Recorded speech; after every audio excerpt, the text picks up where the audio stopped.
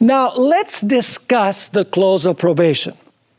Let's go in our Bibles to Daniel chapter 12 and verse 4. Daniel chapter 12 and verse 4. Now, this verse is not directly related to what we're studying, but I'm reading it for a specific purpose, and you're going to see why. It says there in Daniel 12 verse 4, "But you, Daniel, shut up the words and seal the book." Now, was the book going to be sealed forever? No, because it says seal the book until when? Until the time of the end. So, if the book is shut and sealed, can people get a message from the book? Can the people read the book and understand the book?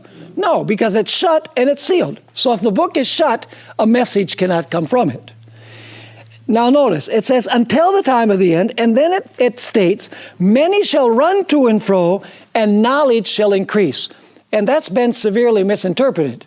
Because basically, the way that it is generally used is that, when it says knowledge shall be increased, it's talking about airplanes and missiles and electric toothbrushes and all of this technology stuff. But that's not what the text is saying.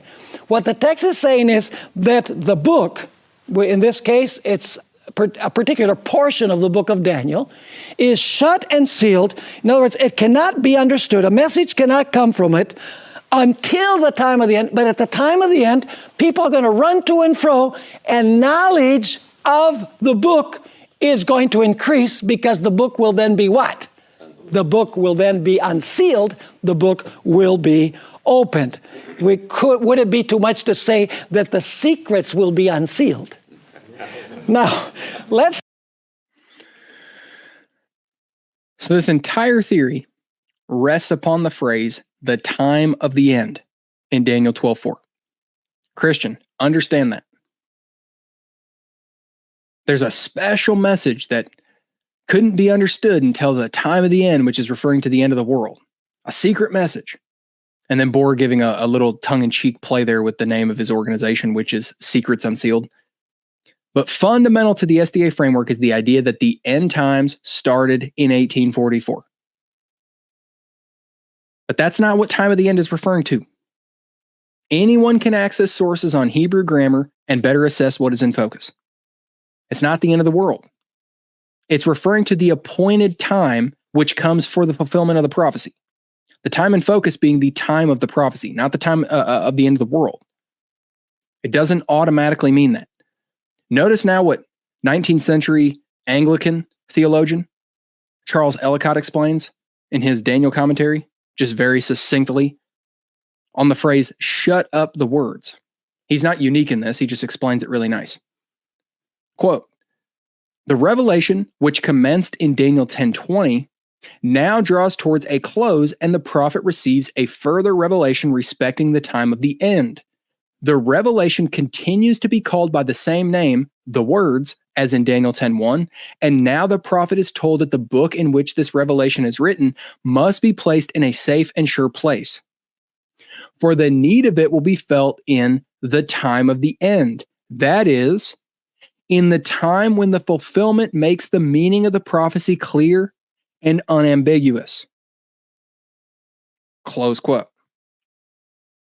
The time when the prophecy is made clear and unambiguous. When the time of the prophecy ended, not the end of the world. The SDA pioneers read into this, and then they assume that their understanding is in focus. Since it says the time of the end, it must be talking about the end of the world, the end times. Well, no. It doesn't necessitate that, and that foils this whole idea that the SDA Church has some special knowledge and insight into prophecy that no one else has, and all these sort of other things that flow down from this. Furthermore, the biblical writers did not consider the end times or last days to start in 1844. We were just in Hebrews earlier. In Hebrews 1, the author says that in times of old, God spoke through the prophets, but in these last days, he's spoken to us by his Son. Peter, preaching in Acts, cites Joel, who prophesied that in the last days, the Spirit would be poured out and charismatic, gifting would overflow. He doesn't cite this to refer to a long off, distant future, but there at Pentecost, it was being fulfilled there. It's one of the many prophecies that Peter goes through and mentions with the purpose of stating that these things that the Jews were aware of from the Old Testament were being fulfilled there in their midst, not simply reiterating to them things they already knew that were still long off into the future. That makes no sense contextually with what Peter was doing.